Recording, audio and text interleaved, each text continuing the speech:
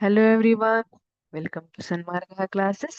ಕಲ್ಲಿದ್ದಲು ಮತ್ತು ಪೆಟ್ರೋಲಿಯಂ ಪಾಠದ 3ನೇ ಪ್ರಶ್ನೆ. ಕೆಳಗಿನವುಗಳಲ್ಲಿ ಗುಂಪಿಗೆ ಸೇರದ ಒಂದು ಇಂಧನ ಅಂತ ಹೇಳಿದ್ದಾರೆ. ಇಲ್ಲಿ 4 ಇಂಧನಗಳನ್ನ ಕೊಟ್ಟಿದ್ದಾರೆ.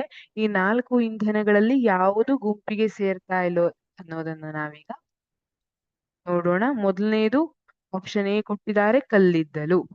ಕಲ್ಲಿದ್ದಲಿನ ಬಗ್ಗೆ ನಿಮಗ್ ಗೊತ್ತು, ಇದೊಂದು ಬರಿದಾಗುವಂತಹ ಸಂಪನ್ಮೂಲ ಅಲ್ವಾ.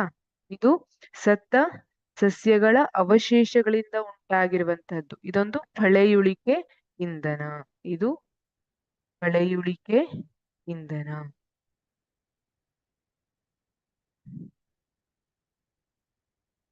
ಅದೇ ತರ ನಾವು ಪೆಟ್ರೋಲಿಗೆ ಬನ್ನಿ. ಆಪ್ಷನ್ ಬಿ ಪೆಟ್ರೋಲ್ ಇದೆ. ಪೆಟ್ರೋಲ್ ಕೂಡ ಪಳೆಯುಳಿಕೆ ಇಂಧನ ಅಲ್ವಾ. ಇದು ಸತ್ತ ಪ್ರಾಣಿಗಳ ಅವಶೇಷಗಳಿಂದ ಆಗಿರುವಂತದ್ದು. ಇದು ಕೂಡ ಪಳೆಯುಳಿಕೆ ಇಂಧನ. ಆಪ್ಷನ್ ಸಿ ನೈಸರ್ಗಿಕ ಅನಿಲ. ನೈಸರ್ಗಿಕ ಅನಿಲ ಕೂಡ ಪಳೆಯುಳಿಕೆ ಇಂಧನ.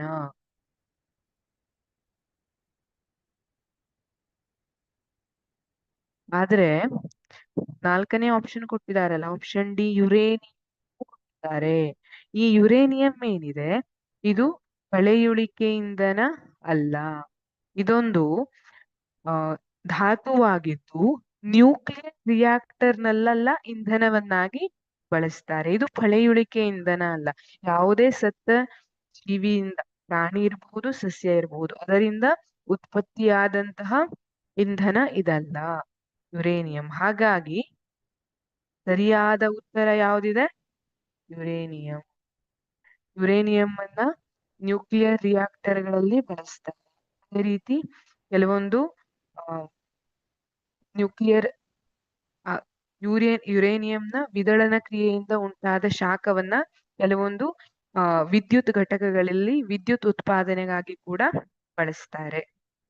ಇಲ್ಲಿ ನಮಗೆ ಕೆಳಗಿನವುಗಳಲ್ಲಿ ಗುಂಪಿಗೆ ಸೇರಿದ ಒಂದು ಇಂಧನ ಪಳೆಯುಳಿಕೆ ಇಂಧನ ಅಲ್ವಲ್ಲ. ಹಾಗಾಗಿ ನಾವು ಯುರೇನಿಯಂ ಅನ್ನ ಬರಿತಾ ಇದ್ದೀವಿ. ಈ ಯುರೇನಿಯಂ.